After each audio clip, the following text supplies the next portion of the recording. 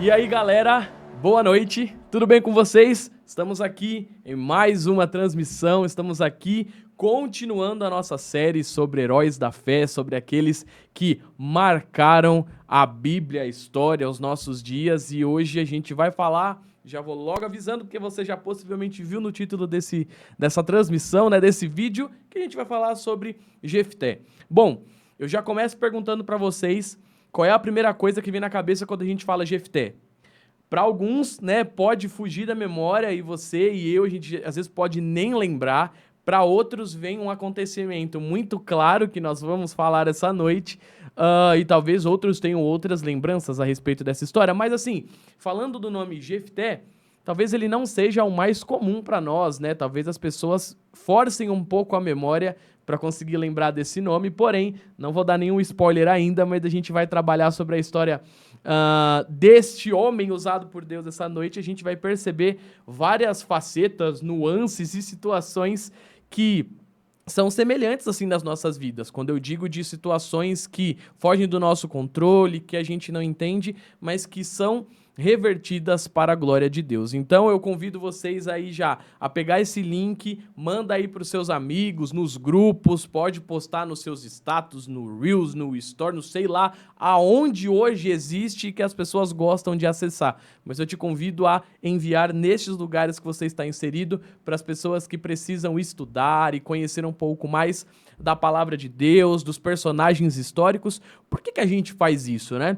Porque é extremamente interessante, né? Vou usar essa palavra, interessante, quando a gente consegue traçar alguns paralelos, não é? Sobre a vida dos personagens bíblicos e a nossa vida, e coisas que acontecem no nosso cotidiano, na nossa história. Jefté não é diferente. Talvez, possivelmente, a gente não tenha passado pelos mesmos problemas, mas assim, o objetivo do problema, muitas vezes, ele é o mesmo, né? O objeto do problema é o mesmo e não aquilo que está cercando ele. Então, que nessa noite você possa compartilhar com aquelas pessoas que precisam de esperança, com aquelas pessoas que precisam entender quem Cristo é na vida delas e o que ele pode fazer, porque a gente, ao longo desse estudo, vai perceber aquilo que Cristo é, vai perceber aquilo que ele fez, o quanto ele é maravilhoso e o quanto nada no reino é desperdiçado. Então, né, se você está na TV, pega aí o seu celular, o seu tablet, seu bloco de notas para ir anotando aquilo que você achar interessante.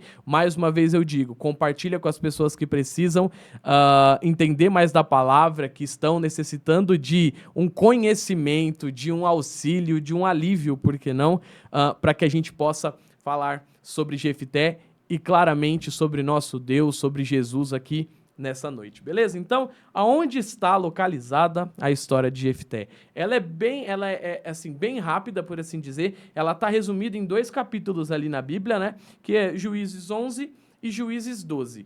Juízes 11, sim, conta a história meio, assim, completa, ou a maior parte dela, e Juízes 12 tem só ali, né, uma finalização do reinado de Jefté, que a gente já vai ver como é que foi isso, né, o juizado, o reinado de Jefté. Então, fica ligado, porque são só 2 livros na Bíblia, talvez, como eu falei, até por isso a gente se perca um pouco, talvez não lembre muito dele, né, mas a gente vai entender que a história dele tem tudo a ver com a nossa, assim como tudo na Bíblia tem a ver conosco, beleza? Então vamos lá. O que a gente precisa fazer essa noite? Sintetizar essa história, pegar ela, esmiuçar, entender, trabalhar ali, né, a ordem cronológica dos acontecimentos, até para que a gente refresque a nossa memória e aí a gente vai pontuando caso a caso, ponto a ponto, beleza? Bom, começando, a gente já inicia ali no livro de Juízes 11, 1, com o nascimento, né? Nasce Jefté, filho de Gileade, né? Então, a gente já vai para a leitura bíblica para contextualizar,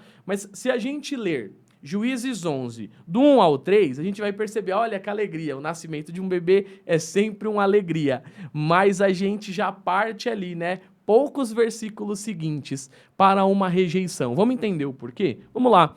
Juízes 11, 1. Jefté, da região de Gileade, era um soldado valente. O seu pai se chamava Gileade e sua mãe era uma prostituta. A esposa de Gileade também teve filhos. Quando cresceram, eles expulsaram Jefté, dizendo: "Você não vai herdar nada do nosso pai, porque é filho de outra mulher." Então, olha só como até ali o 2, né, na verdade, a gente já se depara com uma história que começa bem, olha, o nascimento, vida, alegria, e logo em seguida uma expulsão, uma ruptura familiar. Quem já não passou por alguma ruptura familiar ou um problema familiar? Como eu falei, o seu caso, o meu caso, pode não ser de uma expulsão do meio da família, mas com certeza a gente já teve algum atrito, alguma briga, algum desconforto familiar. E neste caso em específico, né, vamos dizer assim, talvez esse agravante. Então, Gileade, ele tem Jefté, Jefté é concebido, mas não de sua mulher, de sua esposa, em que vêm os outros filhos, né? De onde vêm os outros filhos? Mas de uma prostituta. E todo mundo sabe, é de amplo conhecimento, que assim, apesar de hoje quererem normalizar a profissão e dizerem que é uma profissão, enfim, né? A gente tem vivido num mundo invertido, por assim dizer.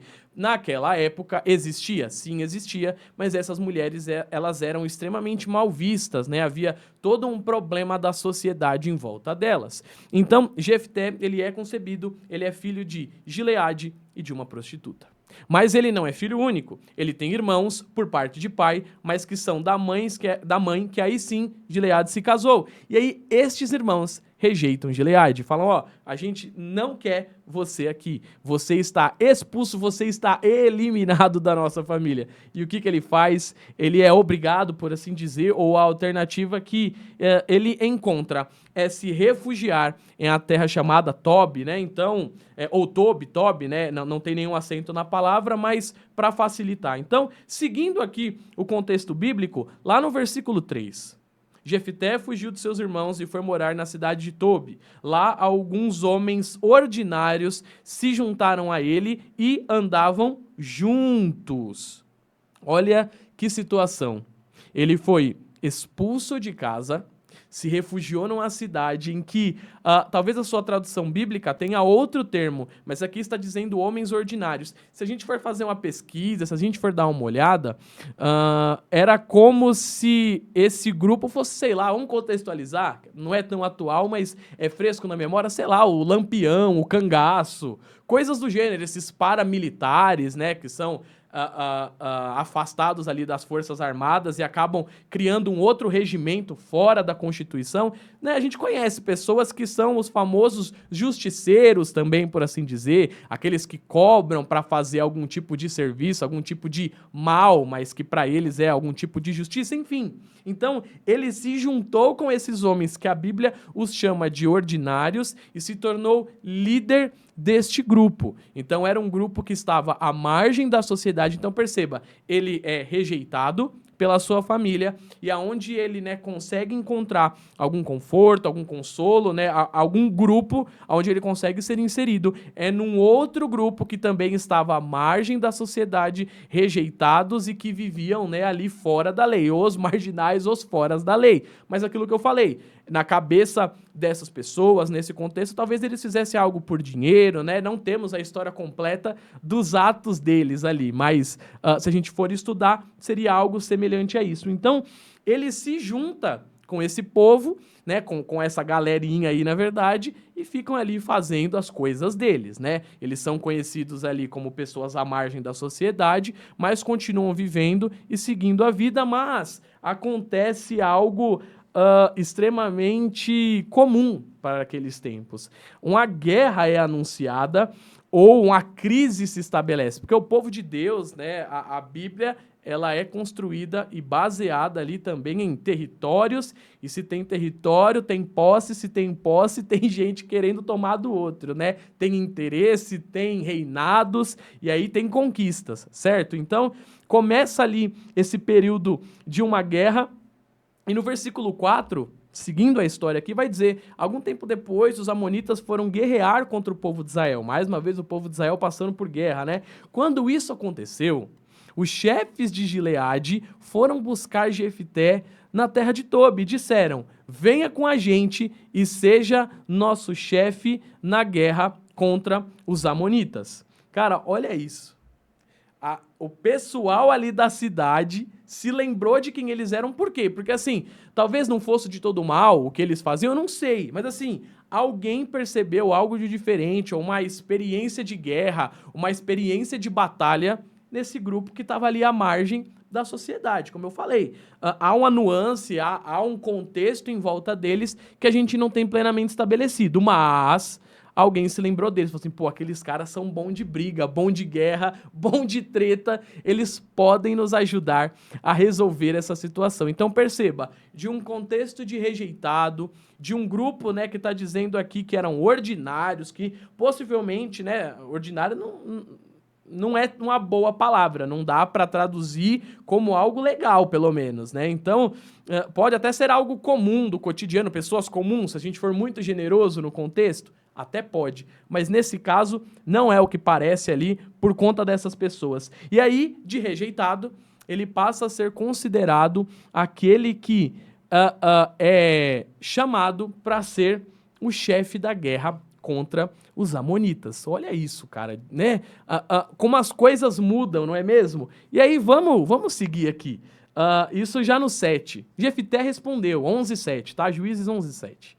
Eu sei que vocês me odeiam e odeio tanto que me fizeram sair da casa do meu pai. Como é que vocês vêm me pedir ajuda agora que estão em dificuldade? Então, quem bate esquece, né? Porque assim, aqui dá a entender, e aí pode ser só uma interpretação minha e sua talvez, que talvez os irmãos dele também fizessem parte, né, daqueles que vão à guerra e se lembraram dele. Porque assim, a expulsão dele ocorre do lar. Então, se ele está dizendo, vocês me expulsaram, talvez os irmãos dele estivessem envolvidos ali também no contexto do exército, no contexto militar. Então, aí ele questiona, peraí, vocês me expulsaram, me fizeram sair da casa do meu pai e agora que estão em dificuldade, vocês vêm pedir a minha ajuda? Aí no 8, a gente segue. Nós viemos falar com você porque queremos que comande todo o povo de Gileade contra os amonitas, responderam eles. Jefté deu a tréplica, né? Se me levarem de volta para casa, a fim de lutar contra os amonitas, e se o Senhor Deus me der a vitória, eu serei governador de vocês, tá certo? Aí eles respondem, sim, nós faremos como você diz, o Senhor, né? O Senhor em maiúsculo aqui na minha Bíblia, é a nossa testemunha. Então, olha que situação ali. Jefté, ele não é bobo, ele lembra as pessoas daquilo que fizeram com ele, né? Fala, meu, vocês vieram aqui, me tiraram da minha casa, né, naquela época, e agora vem pedir a minha ajuda. Ele não perdeu a oportunidade de relembrá-los do que eles fizeram, até porque, digo e repito, né, às vezes quem bate esquece, mas aquele que apanhou tá sempre com a memória fresquinha. Mas vejam, como eu bem disse lá no começo, talvez esse grupo não fosse composto de boas pessoas, mas Jefté tinha um coração voltado para Deus. Por quê? Porque ele diz aqui, se vocês me levarem de volta, tem essa condição, para casa, a fim de lutar contra os amonitas, e se o Senhor Deus me der a vitória, eu serei governador de vocês. Então, não era só me levar para casa e eu guerreio por vocês, mas ele diz, e se o Senhor Deus me entregar essa vitória, eu me tornarei governador de vocês, né? Aí eles concordam com essa condição. Bom, seguindo a história de Jefté, aí a gente já começa a entrar num contexto de guerra. Então, assim, percebam, ele passa um tempo meio que sendo treinado, talvez, não é? Ele aprendeu coisas com esses homens que não eram bons, né?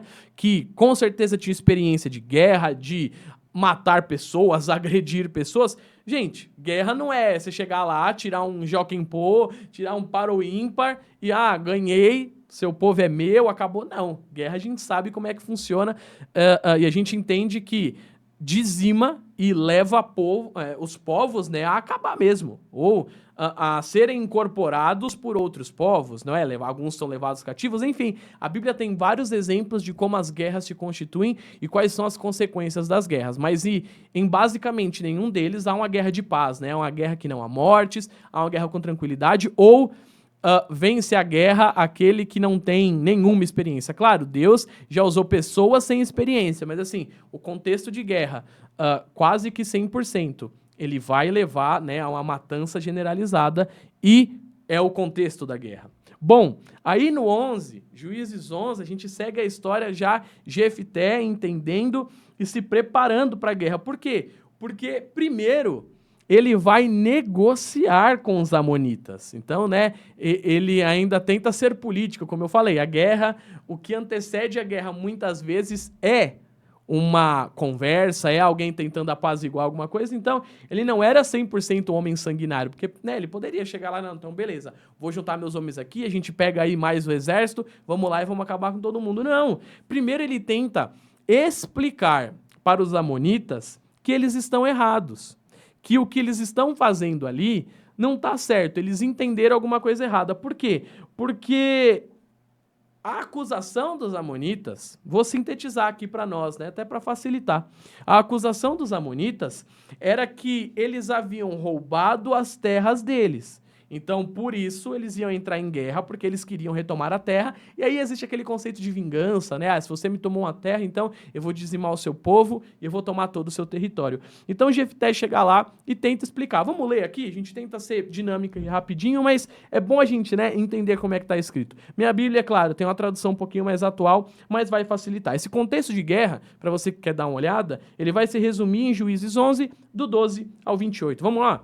Aí Jefté chega, né? Ele foi com os chefes de Gileade e o povo o colocou como governador e chefe. E em Mispa, na presença do Senhor, Jefté fez o povo jurar que faria tudo o que havia sido dito. Então, antes da guerra, claro, houve um preparo e Jefté preparando o povo e honrando o nome de Deus. Então, Jefté enviou mensageiros ao rei dos amonitas. Os mensageiros disseram: o que é que vocês têm contra mim? Por que invadiram o meu país? E o rei dos amonitas respondeu: quando os israelitas... Então ele vai recobrar lá atrás, né? Quando os israelitas saíram do Egito, tomaram a minha terra, desde o rio Arnon até os rios Jaboque e Jordão. Agora, sem luta, vocês devem devolver a minha terra. Então ele tá tentando ali, né, falar, ó, se você só devolver a terra, tá tudo certo, mas devolver a terra é deixar o povo sem terra. Aí Jefté manda outros mensageiros com a resposta. O povo de Israel não tomou a terra de Moabe nem a terra de Amon.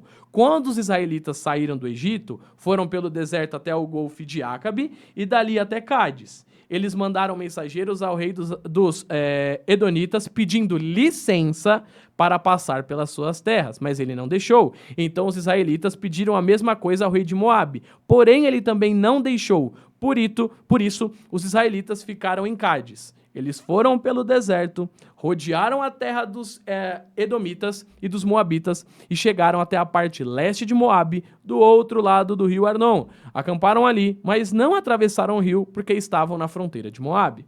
Aí os israelitas mandaram mensageiros a Seom, o rei amorreu de Hesbom, e pediram licença para atravessar aquele país a fim de poder chegar à sua terra. Mas Seom não deixou. Levou todo o seu exército, acampou em Jaz e atacou o povo de Israel. Então, olha isso, a gente faz até uma pausa aqui, né? Os caras só estavam lá dizendo: vocês invadiram minhas terras, né? Vocês são canalhas, covardes e bandidos. Eu quero a minha terra de volta, senão vai ter guerra. Mas eles tentaram por diversas vezes fazer o caminho que precisavam, pedindo licença e autorização para os reis que estavam ali. E nenhum desses reis permitia que o povo passasse. E pior, o rei ali de Seom, ele levou todo o seu exército e atacou o povo de Israel. Aí no 21, mas o Senhor, o Deus de Israel, fez com que os israelitas derrotassem Seom e todos os seus homens. E assim os israelitas conquistaram toda a terra que era dos amorreus. Tomaram toda a terra dos amorreus, desde o rio Arnon, que é onde ele estava reivindicando, ao sul, até o rio Jaboque, ao norte. E desde o deserto a leste até o rio Jordão, que é a oeste. Então, assim foi o Senhor, o Deus de Israel, que expulsou os amorreus para o seu povo, os israelitas. E agora vocês querem tomar a terra de volta? Podem ficar com tudo, todo o quemos, que o Deus de vocês lhe deu. Então, uma parte ali ele fala, ó, vocês ficam com o que o Deus de vocês os deu. Agora, como é que vocês querem, na mão grande, tomar a terra que foi conquistada pela lógica ou por aquilo que era estabelecido na época? Gente, achemos justo ou não, certo ou não, foi conquistada por guerra, era assim que funcionava. Pô, travei uma guerra, venci meu inimigo, tomei as terras dele. E vejam, volto a dizer, eles tentaram passar por essa terra sem pedir licença? Você pode responder aí no chat. Não, com certeza não. Eles pediram licença, não lhes foi concedido e pior, o cara ainda se enfesou e armou uma guerra contra eles. perdeu. Arrumou o problema, arrumou sarda para se coçar, perdeu a guerra e perdeu as terras. Aí gerações futuras começam a reivindicar essas terras. É justo isso? Gente, não. Havia um contexto ali de justiça. O conceito de justiça ali era estabelecido, ganhei, é meu, não vem tentar tomar. E aí ele queria estabelecer uma nova guerra para tentar tomar. Também faz parte do contexto. E ali ele está dizendo, né? Podem ficar com tudo o que o Deus de vocês lhes deu. Mas nós vamos ficar com tudo que o Senhor nosso Deus conquistou para nós. Ou seja, né? É quase o famoso dai a César o que é de César e a Deus o que é de Deus. Ó, o que é de vocês, o que Deus de vocês, os Deus a gente não quer. Agora, o que nós conquistamos e a gente nem foi atrás disso, se armou uma guerra e Deus nos deu a vitória, é nosso. Aí eles continuam dizendo: você pensa que é melhor do que Balaque, filho de Zippor, que era rei de Moabe? Será que alguma vez ele desafiou Israel? Quando foi que ele guerreou contra nós? Durante 300 anos o povo de Israel morou em Esbom e Aroer. Morou também nas cidades vizinhas e em todas as outras cidades das margens do rio Arnon. Por que foi que vocês não tomaram essa cidade de volta durante todo esse tempo? Não, eu não fiz nada de errado contra vocês. Vocês é que fazem o mal querendo lutar contra mim. O Senhor é o juiz. Ele decidirá entre os israelitas e os amonitas. Mas o rei dos amonitas não quis ouvir a mensagem de Jefté, a mensagem que ele havia mandado. Então o Espírito do Senhor dominou Jefté, e ele atravessou Gileade e Manassés, voltou para Mispe em Gileade, e dali foi para Amon, e prometeu ao Senhor. A gente já vai ver o que ele prometeu. Então olha que loucura, olha, e isso às vezes acontece com a gente, né? Essa obstinação. Gente, ele explicou tudo o que precisava, por A mais B, que estava tudo certo, que não houve invasão, que não era ilegal, que não foram eles que foram comprar guerra. Ele até, né, dá uma cutucada nele. Quer dizer, o pessoal que estava aí em volta, ou algumas outras terras, por que vocês não foram reivindicar? Por que vocês querem essa especificamente? O que está acontecendo? Né? Tem uma coisa errada nisso aí. Né? E aí ele evidencia, mostra tudo, põe todas as cartas na mesa e o cara, né, o rei, mesmo assim se finge de louquinho, né? Gente, ele sabia que ele estava errado, mas é aquela questão que a gente fala, é o interesse pelo interesse, é a guerra pela guerra, é a pilantragem pela pilantragem. Se eu vencer, às vezes o cara tem na cabeça, não, eu vou conquistar tudo, vou fazer tudo e tal. E assim, como eu falei, diversos pontos dessa história, e a gente depois vai trabalhando um pouco sobre eles, fazem sentido para nós. Inclusive esse, a gente precisa se colocar muitas vezes no lugar daquele que está brigando pelas coisas de Deus, claro, querendo que a justiça seja estabelecida e está enfrentando a resistência do outro lado, mas muitas vezes nós somos os resistentes, não é? A gente está sendo apresentado para a situação, a pessoa está colocando tudo às claras, mas a gente está obstinado naquilo que a gente quer fazer. Bom, eu espero que a gente se encontre mais no contexto de Jefté, no sentido de estar defendendo os interesses verdadeiros, reais, aqueles que importam, os interesses de Cristo, do reino, né? Do que obstinados por brigar contra o reino, contra as coisas de Deus. Porque a gente precisa entender que, gente, se a gente estiver nesse contexto de Jefté, existem pessoas obstinadas que querem nos prejudicar, que querem prejudicar a igreja, que querem prejudicar o nosso ministério, que querem nos prejudicar no nosso trabalho, mesmo que a gente esteja falando a verdade. Claro, não vai acontecer, imagino eu, a gente entrar no contexto de guerra física contra essas pessoas, porque muitas vezes não é um povo, né? Pode ser uma família de ex-amigos, de parentes, enfim, até pode ser um grupo de pessoas. Mas nós não vamos entrar em guerra propriamente dito com essas pessoas. Mas assim, muitas vezes vai parecer uma guerra travada, os problemas que a gente tem, que não se resolvem, que reaparecem, as injustiças que acontecem, mas a gente vai entender como é que funciona essa história e o quanto é importante nós estarmos apegados a Deus. E ali seguindo, né, ali no 30, Jefté promete algo a Deus. Então depois de tentar negociar, insucesso, falhou a negociação, o que Jefté fala com Deus? Ali no 30, e prometeu ao Senhor o seguinte: se fizeres com que eu vença os amonitas, eu queimarei um sacrifício, aquele que sair primeiro da minha casa para me encontrar quando eu voltar da guerra, eu o oferecerei em sacrifício a ti. Rapaz... Esse meu rapaz dá quase um spoiler, né? Do que foi que aconteceu. Já lembrou da história? Lembrou quem é Jefté? Lembrou dessa promessa? Gente, quantas vezes a gente não dá uma emocionada, né?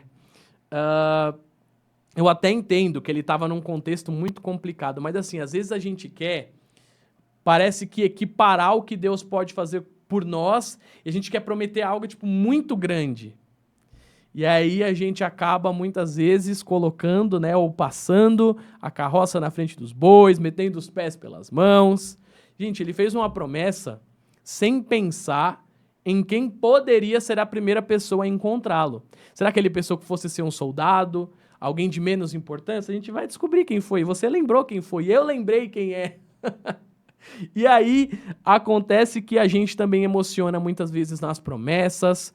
Não vou fazer, não, conta comigo. Não, tem discipulado, tem reunião, vou sim, conta comigo. Não, de quarta-feira, não, quarta-feira tá tranquilo. Não, quinta-feira tá de boa. A gente não sai prometendo um monte de coisa. Não, precisa arrumar lá, vou. Gente, a gente tem que parar de ser um pouco emocionado. Claro, a gente tem que ter ímpeto, tem que ter vontade, tem que fazer sim, mas assim, a gente tem que tomar cuidado em como a gente fala. Como eu falei, muitas vezes a gente está querendo equiparar a nossa promessa com aquilo que Cristo pode fazer por nós. Imagino eu que Cristo já daria a vitória, né, para o povo, desde que ele buscasse a Deus, desde que ele fosse, né, com retidão nos caminhos do Senhor e clamasse a ele por essa vitória. Mas ele preferiu fazer uma promessa como se aquilo fosse dar a vitória a ele, né?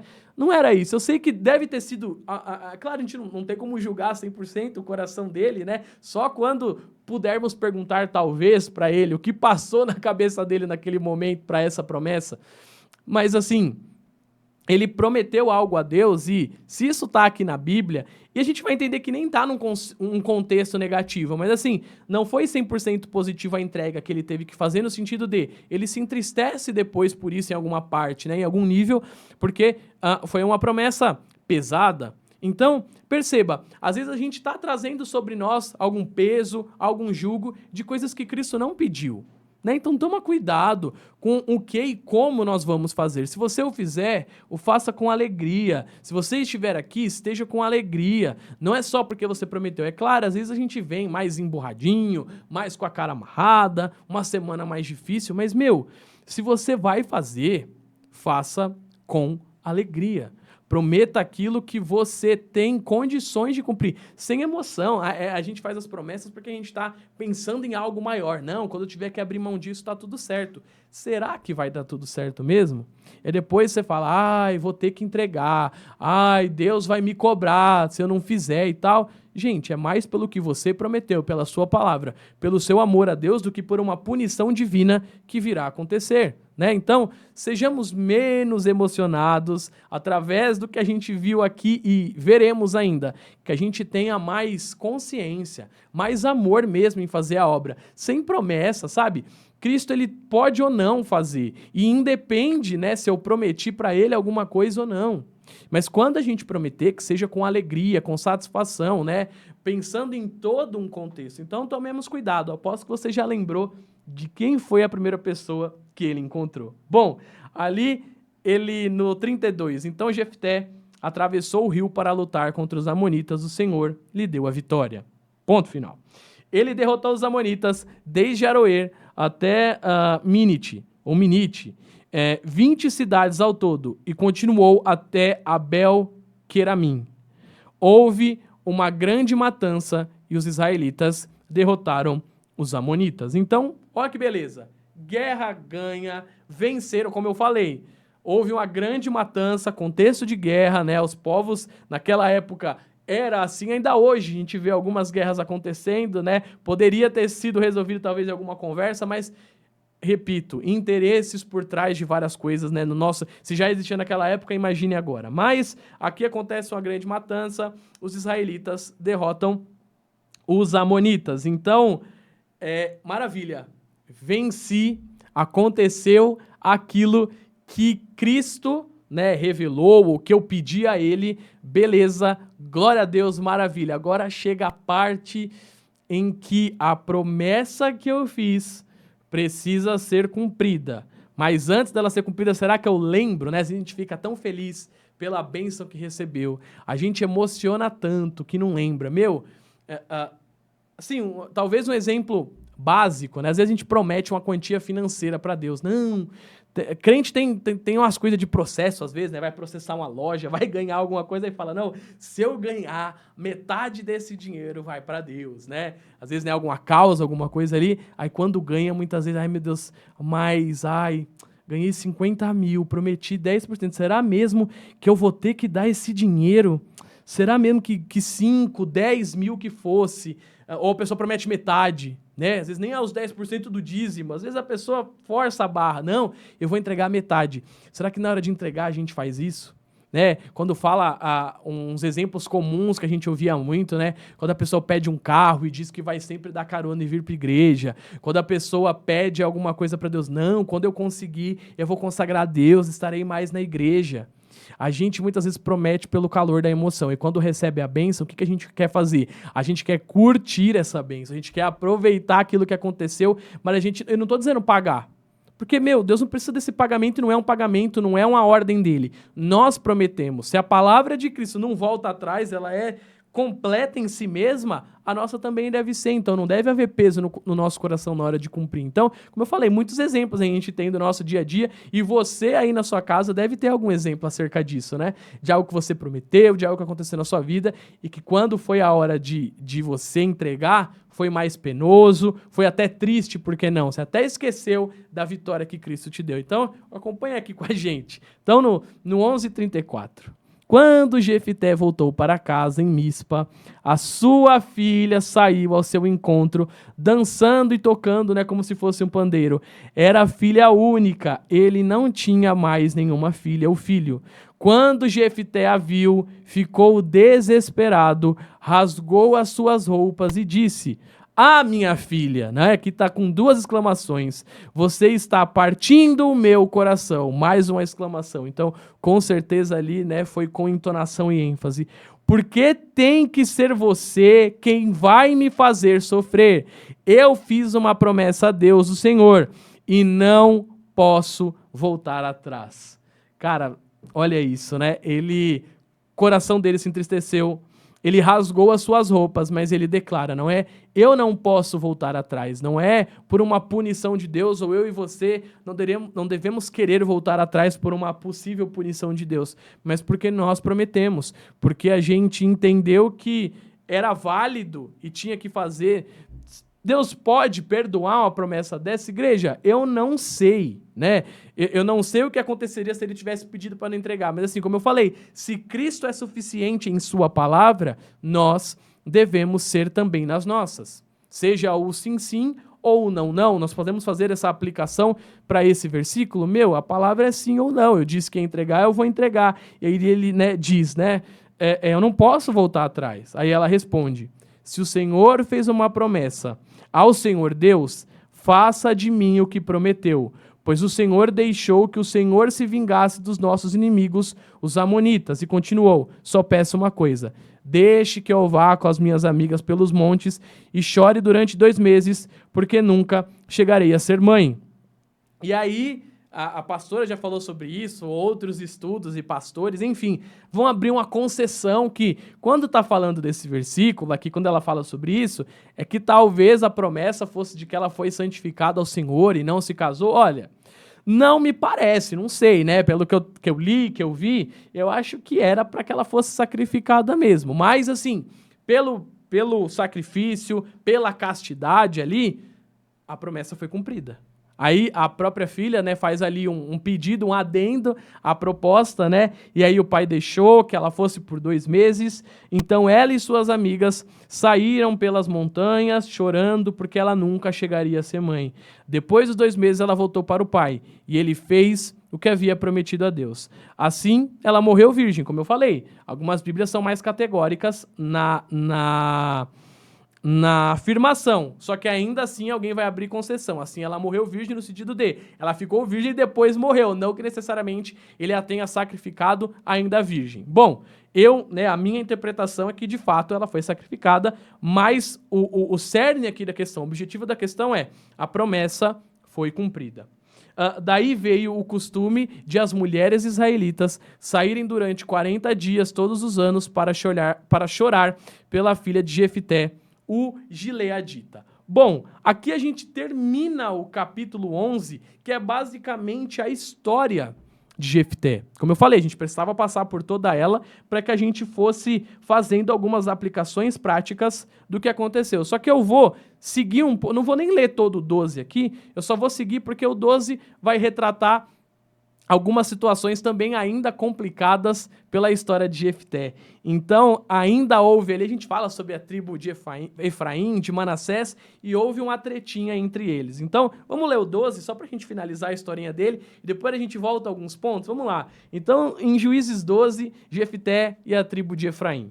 Os homens da tribo de Efraim se reuniram para lutar. Eles atravessaram o rio Jordão para o lado de Zafon e disseram a Jefté: por que é que você saiu para combater os amonitas e não nos chamou para irmos também? Por causa disso, nós vamos queimar a sua casa com você dentro. O homem não tem um segundo de paz. Tinha ali, né? A sua filha já tinha morrido, sido sacrificado, enfim. E aí, quando você pensa que tá tudo bem, acabou a guerra, matou o povo que veio contra ele, vem uma galera que era aliada, mas tá dizendo, ó, você não chamou a gente pra essa guerra, só por isso a gente vai queimar sua casa e vai botar você dentro. Uma grave ameaça. Mas Jefté respondeu: eu e o meu povo tínhamos uma briga séria contra os amonitas. Chamei vocês, mas vocês não me livraram deles. Então, como eles são esquecidinhos, né? Quando vi que vocês não iam me ajudar, arrisquei a vida e fui combater contra eles. E o Senhor Deus me deu a vitória. Então, por que é que vocês vêm lutar agora contra mim? Então, olha mais uma vez a memóriazinha curta, né? O povo querendo tomar vantagem. Ah, agora eu vou contra eles. Não me chamaram pra estar ali na guerra, pra derrotá-los junto, pois agora quem vai derrotar eles sou eu. Aí ele tá dizendo, peraí, quando eu vi que vocês não iam me ajudar, eu me arrisquei, pedi a Deus, mas me arrisquei em guerra e venci o povo. O que é que vocês querem arrumar treta e briguinha agora? Sai daqui, cão! Aí Jefté juntou todos os homens de Gileade, eles guerrearam contra os homens de Efraim, e os derrotaram. Fizeram isso porque os efraimitas tinham dito: vocês, gileaditas, que moram nas terras de Efraim e de Manassés, são desertores de Efraim. Então, já havia uma briguinha ali, né? Eles já diziam que eles eram desertores, que não estavam, né, não eram do povo de Efraim. Então, eles tinham um preconceito contra o pessoal de Gileade. Para não deixar que os efraimitas passassem, os gileaditas tomaram os lugares onde o rio Jordão podia ser atravessado. Quando algum efraimita que estava tentando escapar pedia para atravessar o rio, os homens de Gileade perguntavam: você é efraimita? Se ele respondia que não, eles o mandavam dizer a palavra chibolete, né? Na nossa dicção aqui, né? Mas se ele dizia cibolete, então eles sabiam diferenciar quando os gileaditas pronunciavam a palavra. Para eles devia ter som de chi, mas um gileadita falava como si, porque não podiam falar direito essa palavra. Então o agarravam e matavam ali mesmo. Olha que povo cruel. Então eles já matavam os gileaditas, né? Quando eles tentavam mentir, a pronúncia da palavra entregava. E se eles fossem honestos, eles eram mortos do mesmo jeito. Então eles matavam ali mesmo, na beira do Rio Jordão. Naquela ocasião, foram mortos 42 mil efraimitas, né? Então, depois que Jefté não concorda com isso, ele mata 42 mil efraimitas. Mas eles já tinham matado muitos gileaditas antes, né? Jefté, o gileadita, governou Israel durante 6 anos. Então morreu e foi sepultado na sua cidade natal, em Gileade. Então a história dele acaba aqui. O capítulo 12 não finda aqui, mas assim, aqui é o último relato que a gente tem sobre Jefté. Então, ele governa ali por 6 anos, né? Um período relativamente curto, mas ele vence guerras importantíssimas para o povo de Israel, para o povo de Deus, né? E mais do que isso, ele aplica sempre um conceito de muita justiça, gente. Aquilo que a gente fala, a guerra é inevitável? Nestes casos, possivelmente, mas mesmo ele percebendo uma animosidade, ele sempre chegava para conversar. Ele sempre explicava: meu, por que vocês estão vindo contra mim? Peraí, não é bem assim que aconteceu, não é essa situação. E muitas vezes, né, mais um dos exemplos que a gente pode tomar para nós, a gente tá sempre querendo comprar briga, comprar treta. A primeira coisa que a gente quer fazer já é resolver, ir lá fazer, brigar com a pessoa, dizer que ela tá errada, né, já bater, já para as vias de fato. né, resolver a situação, quando na verdade tudo que às vezes é necessário para nós é primeiro a gente se respaldar, se organizar, falar, ó, não é bem assim, você tá errado, não foi assim que aconteceu, não foi assim que ocorreu, não é verdade? Então, a gente precisa entender com essa história que o diálogo, ele deveria anteceder a guerra. A guerra aconteceu, nestes casos, inevitavelmente, porque quem estava do outro lado não deu ouvidos. Agora, se a gente fosse parar para analisar, sintetizar, absorver essa história, gente, a gente tem algumas lições para tirar com a história de Jefté. Bom, uma das primeiras lições é a superação em relação a rejeições e desafios pessoais. Digo e recobro o que nós falamos aqui. Ele nasce num contexto, né? Um nascimento, mas logo em seguida ele já é rejeitado pela sua família. E a gente entende com toda essa história que houve uma superação dessa rejeição e desses desafios, porque Cristo o escolheu, porque ele também falou de Cristo, né? Aqui pode ver assim, não fala como é que foi o reinado dele, mas ele honrou a Deus naquilo que ele fez e Deus deu a vitória a ele, né? E como será que a gente tem visto a nossa vida? Como eu falei, será que você compartilhou essa live com alguém que precisava entender sobre isso? A sua última derrota, o seu último problema, ele não te parou. Você está aqui essa noite, você está online com a gente, você já venceu e o problema anterior a esse que você viveu também não te parou, também não fez com que você fosse derrotado 100%. Talvez uma batalha ou outra, não é? Mas a guerra não. Então a gente precisa entender que nós já superamos desafios pessoais e diversas rejeições que aconteceram na nossa vida. Seja uma rejeição familiar, paterna, materna, matrimonial, pode acontecer, não é? Seja uma rejeição, não sei, em algum contexto que você esteve inserido. Essa não foi a primeira, talvez não seja a última rejeição, mas nós vencemos, porque a nossa paternidade, porque a nossa pátria não é aqui, porque o nosso maior amor, porque o amado das nossas almas, ele não é terreno, ele virá nos buscar ainda. Então, nós em Cristo já vencemos, e ele nos tornou vencedores nisso, e ele nos fez superarmos desafios que muitas vezes, sei lá, faça uma análise da sua vida, não é? Desafios que você achou que fossem, né, intransponíveis, mas nós vencemos, avançamos e estamos aqui conectados essa noite. Olha que maravilha. Então, a história de Jefté tem tudo a ver com a história, com a nossa história de superação, com os desafios que em Cristo nós conseguimos avançar e nós conseguimos vencer. Se você ainda está preso em alguma rejeição, se você ainda precisa superar alguma coisa, algum desafio, eu te convido essa noite a apresentá-lo aos pés do seu Deus, a apresentá-lo aos pés do nosso Deus, porque ele é suficiente em nós. Veja,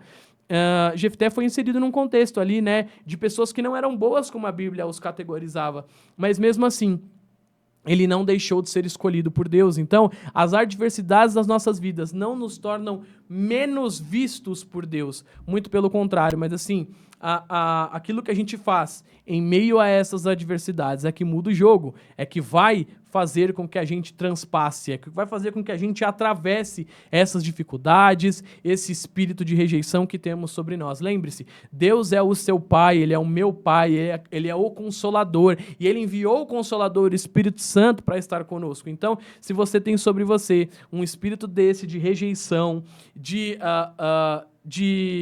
as pessoas que ficam para baixo, né, de depressão, essas coisas que fazem dizer que você não é vencedor, que você não pode, que coisas aconteceram na sua vida e ninguém te ama, né, de rejeição, que a gente possa entender que Cristo é suficiente em nossas vidas, que você venceu, você chegou aqui. Talvez você vai me dizer, Vitor, aos trancos e barrancos, mas nós vencemos mais um dia.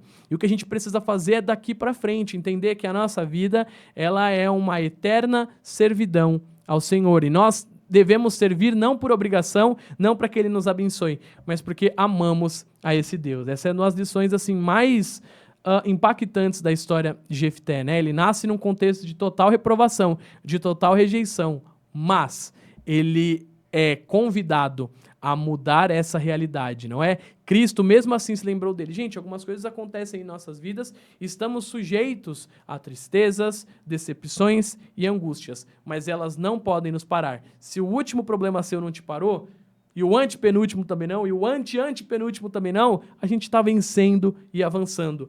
Dias mais difíceis, dias mais fáceis, mas nós superaremos em Cristo Jesus todas as adversidades, não é? Passaremos por elas? Sim, passaremos, mas em Cristo somos aqueles que se apropriam da sua vitória e fazem parte da vitória que ele conquistou por nós. Bom, seguindo aqui, a importância das escolhas e das promessas, não é? Como a gente falou aqui, reforçando porque é importante, o voto de Jefté, embora tenha sido num momento de desespero, ele teve consequências trágicas, não é? Como a gente falou, seja no momento de desespero ou de extrema necessidade, né, de extrema alegria, quando a gente promete alguma coisa. Tomem cuidado, porque decisões que são tomadas muito rapidamente podem implicar bastante, inclusive na nossa vida, né? Então, eu tenho que fazer, eu tenho que dar, eu tenho que...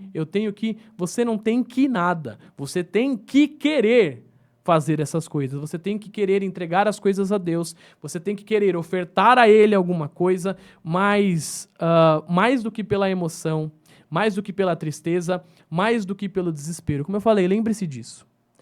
O que a gente prometer a Deus não vai acelerar ou não vai mudar a ideia dele. Eu não ia dar para o Vitor aquilo que ele me pediu, mas ele disse que vai dar uma oferta para a igreja de 50 mil.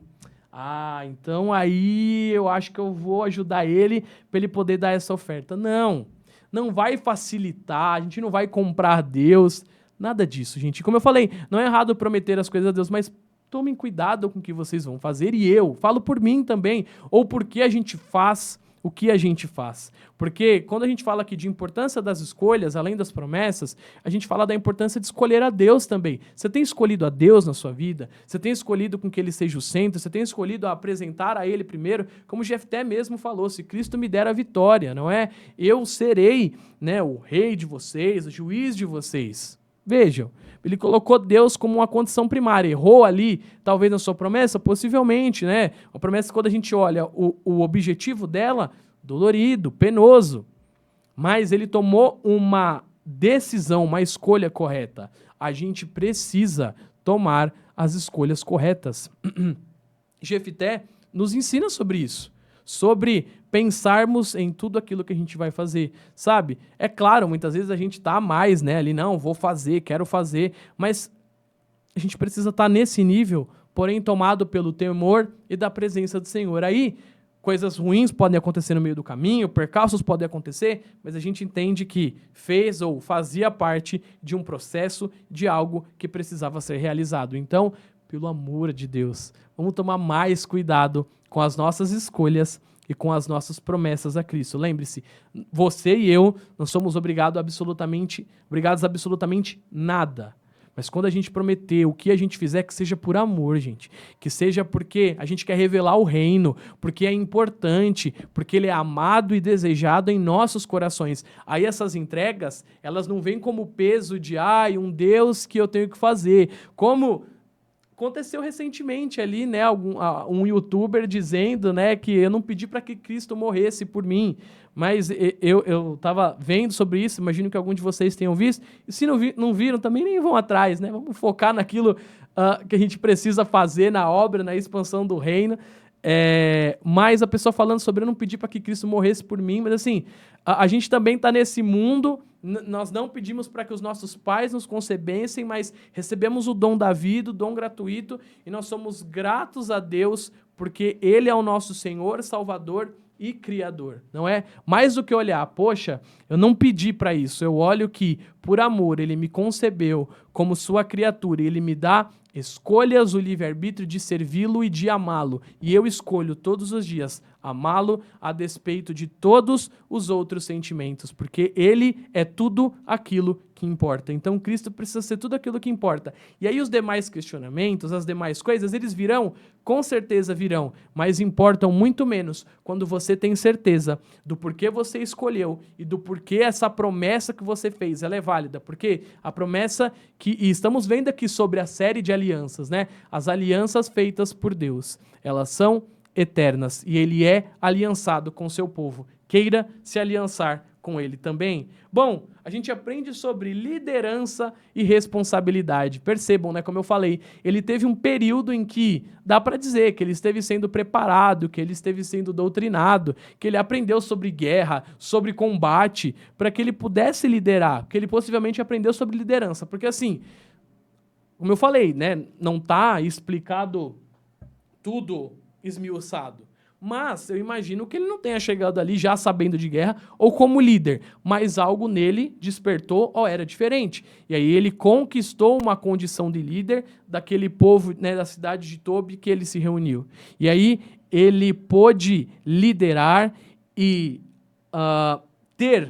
construir responsabilidades. Então, Cristo nos chamou para isso, gente. Nós vimos aqui, né, quando nos reunimos para falar sobre liderança, sobre escolha, sobre responsabilidade, e Cristo nos chamou para liderar. Você é líder onde você está, porque você pode dispensar novas realidades, você pode falar de Cristo, você pode e deve ser aquele que aponta para o caminho que é Jesus Cristo. Então, seja um líder de valor. Você pode não ter uma posição de liderança, uma posição de destaque, ou até conflitar com a informação lá do começo. Eu me sinto tão pequeno, tão frágil, tão vulnerável. Como é que eu vou liderar? Como é que eu vou ajudar alguém? Gente, é nesse contexto de vulnerabilidade que Cristo se revela, não é? É quando a gente se sente mais fraco, quando a gente se sente mais incapaz. A gente fala, Senhor, eu não posso, mas eu me coloco à tua disposição para que o Senhor faça e opere à medida em que bem lhe apraz. Então, é isso que a gente precisa fazer, entender que liderança e responsabilidade está sobre nós, mas não é uma dependência nossa. Eu lidero e eu sou responsável, mas assim, tudo que eu faço é por amor a Deus e tudo que eu faço é revelar aquilo que Ele já entregou para mim. A gente não inventa a roda, né? A gente não inventa o evangelho, não floreia o evangelho, não atualiza a Bíblia, né? A gente não entra nesses questionamentos, não, Deus vai me responder dessa forma. Não, a gente entende que amamos a este Deus e por amá-lo nós entregamos tudo. Então a nossa liderança está submissa àquilo que Cristo é. As nossas responsabilidades estão submissas e embaixo da vontade do nosso Mestre. Então, como ele faria?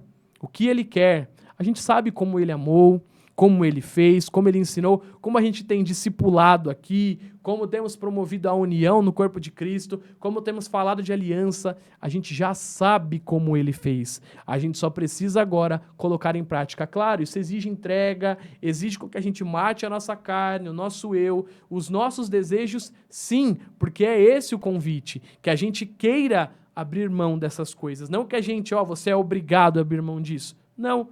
Digo e repito, nós não somos obrigados a fazer isso, você não é obrigado a estar conectado aqui conosco essa noite, mas você fez uma escolha e eu espero que ela tenha sido assertiva. Por quê? Porque você tem que estar aproveitando e consumindo isso, e quando você consumir isso aqui, porque isso é só uma parte do alimento, você tem que processar ele e sair para o seu papel de liderança e de responsabilidade, sair para a aplicação prática. É muito bom ouvir as ministrações dos nossos pastores, algumas ministrações que vocês devem ouvir no YouTube, em podcasts, enfim, é muito bom ser ministrado, mas assim, nós temos sobre nós uma responsabilidade a gente absorve todos esses nutrientes e a gente precisa gerar um fruto, gerar alguma coisa. Liderança e responsabilidade. Jefté ensina que isso é a despeito, não interessa o que aconteceu ficou para trás. Eu lembro, como ele bem relembra o povo, vocês me mandaram embora, mas se Deus me der a vitória, eu vou fazer. Então a gente lembra de algumas coisas, né?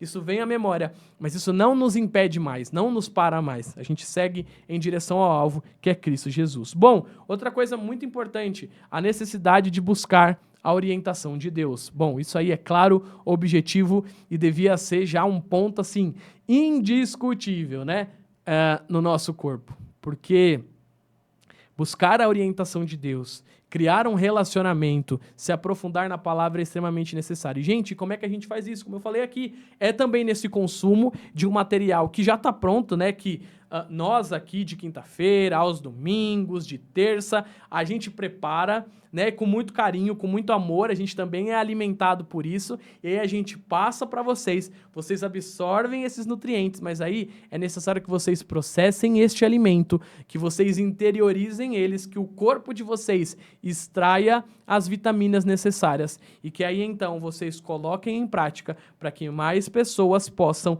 também sentir a necessidade de buscar a orientação do nosso mestre. Porque buscar a orientação de Deus é parte de um processo. É o que a gente está fazendo aqui, é o devocional que você faz na sua casa, é a aplicação prática no mercado, no açougue, no trabalho, no ônibus, na fila, aonde você estiver.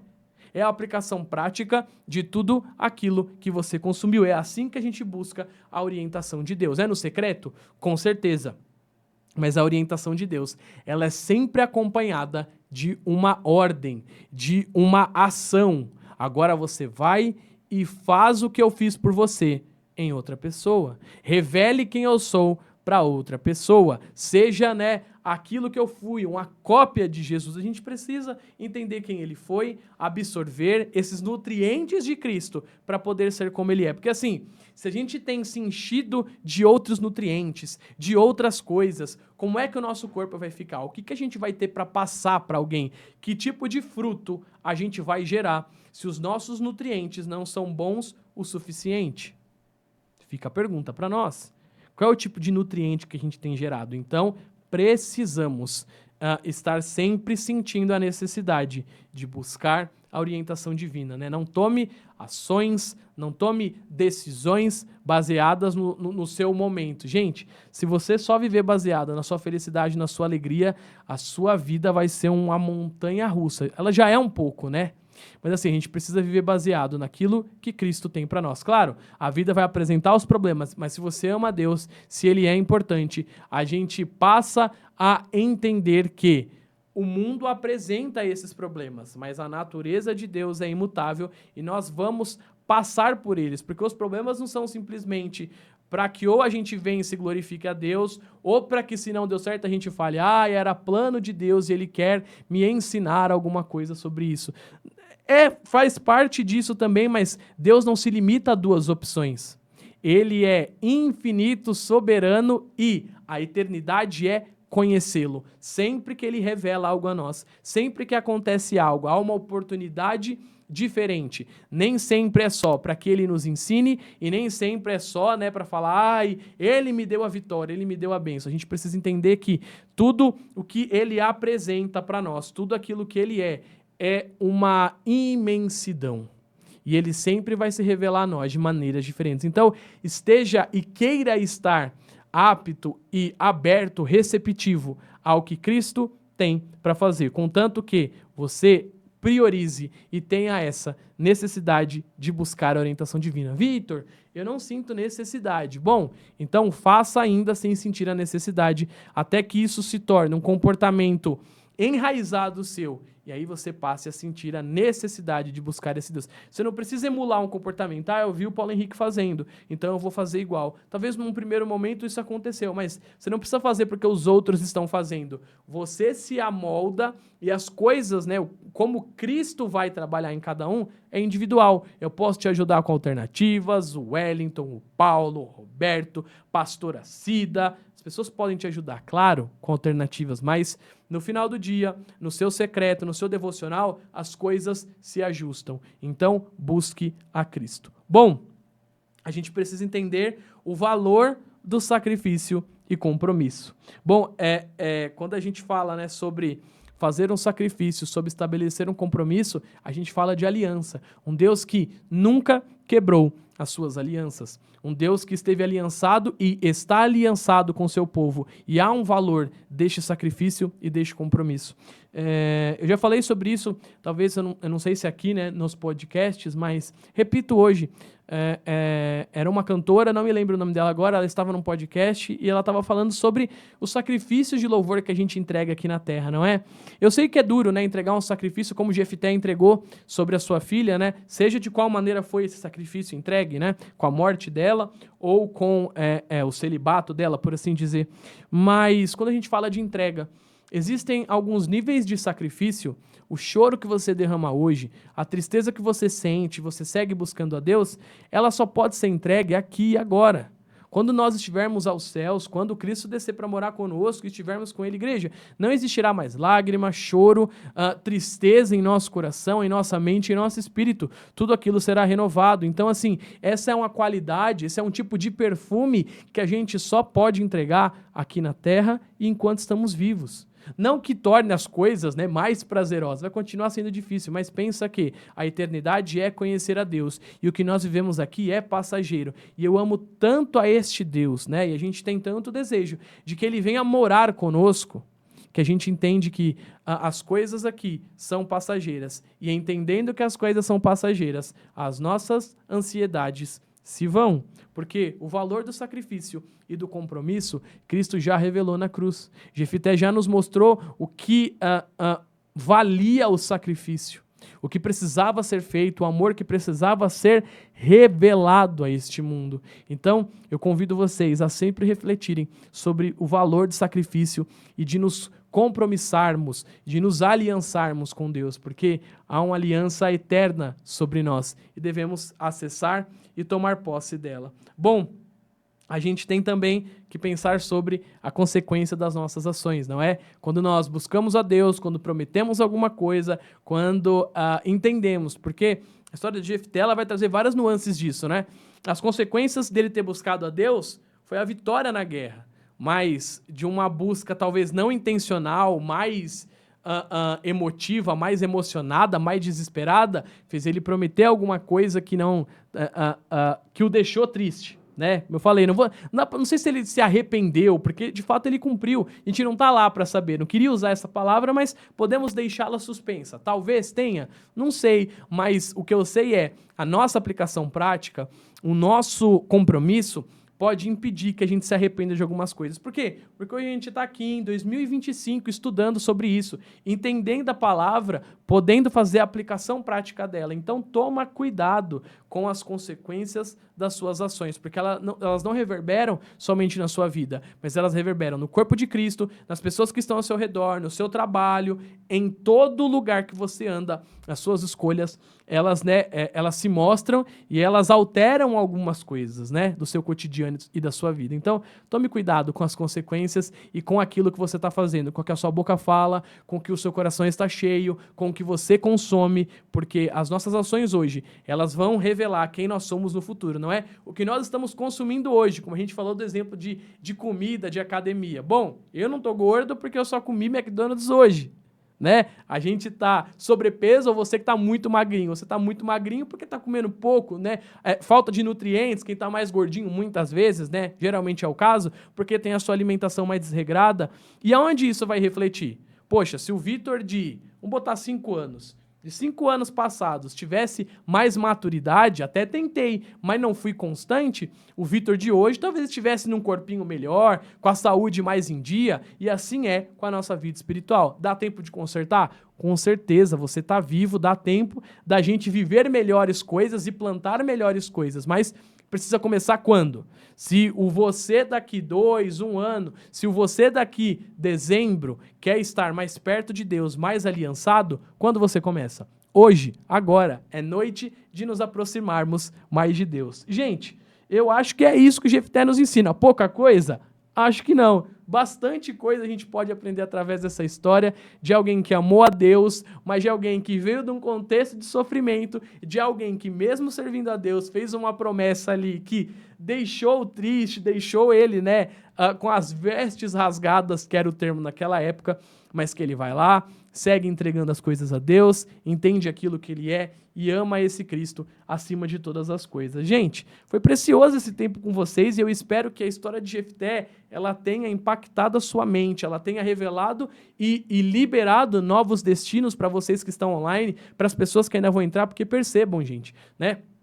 A gente tem hoje muitos exemplos de pessoas que são rejeitadas, que estão passando por problemas, mas como eu falei lá no comecinho, a sua rejeição, ela não define quem você é. Cristo define quem você é. Conte com a igreja, conte com o corpo de Cristo, porque nós estamos aqui para isso, para revelar quem Cristo é, para que novas batalhas sejam vencidas, algumas talvez não, mas a guerra, Cristo já venceu por nós. Ele virá, Ele habitará conosco, Ele estará entre nós e revelará a sua graça. Eu quero estar com vocês nesse grande dia. Então, que a gente siga buscando e lutando em prol do reino. É maravilhoso poder falar sobre isso e que haja paz nos seus e no meu coração, porque os nossos corações precisam estar cheios de alegria. Eu quero orar com vocês para que a gente finalize, que possa ser uma noite de alegria, de revelação de Deus e amor pela palavra. Amém? Pai, nós estamos aqui e o Senhor se revelou a nós através da história de Jefité essa noite, Deus. E nós te agradecemos por isso, porque o Senhor mostra que somos amados, acolhidos, que estamos na tua presença, ó Deus, te amando e te buscando. Pai, nós te louvamos porque o Senhor é bom em tudo aquilo que o Senhor faz, ó Deus. O Senhor é perfeito, o Senhor é maravilhoso e o Senhor é desejado em nossos corações. Pai, que o Senhor possa nos ensinar como devemos nos portar, ó Deus, nas nossas promessas, quando estamos emocionados, tristes, aflitos, que o Senhor nos ensine o que e como fazer, ó Deus. Nós queremos revelar quem o Senhor é e nós te amamos, ó Deus, pelas suas revelações e queremos acessar mais de Ti. Então nos ensina, ó Deus, a aprender de Ti, a revelar quem o Senhor é, aonde estamos, a estar, ó Deus, aonde o Senhor está. Abençoe aqueles que vão assistir, estão assistindo essa transmissão, ó Deus, que eles possam ser tocados por Ti e que a Sua palavra seja revelada a eles, ó Deus, e que sejamos instrumentos daqueles que revelam a Tua palavra. Obrigado por tudo, que possamos seguir aprendendo de Ti, seguir Te amando e desejando que o Senhor venha morar conosco. Obrigado por tudo, ó Deus, que o Senhor nos deu uma noite de reflexão, uma noite, ó Deus, de busca, uma noite de proximidade contigo, que possamos nos aprofundar em relacionamento. Pai, muito obrigado, é tudo que nós oramos e Te agradecemos, em nome de Jesus. Amém. Eu espero que vocês possam compartilhar e que sejam abençoados através da palavra de Deus. Que vocês tenham uma ótima noite e que Deus os abençoe. Até a próxima, galera. Tchau, tchau.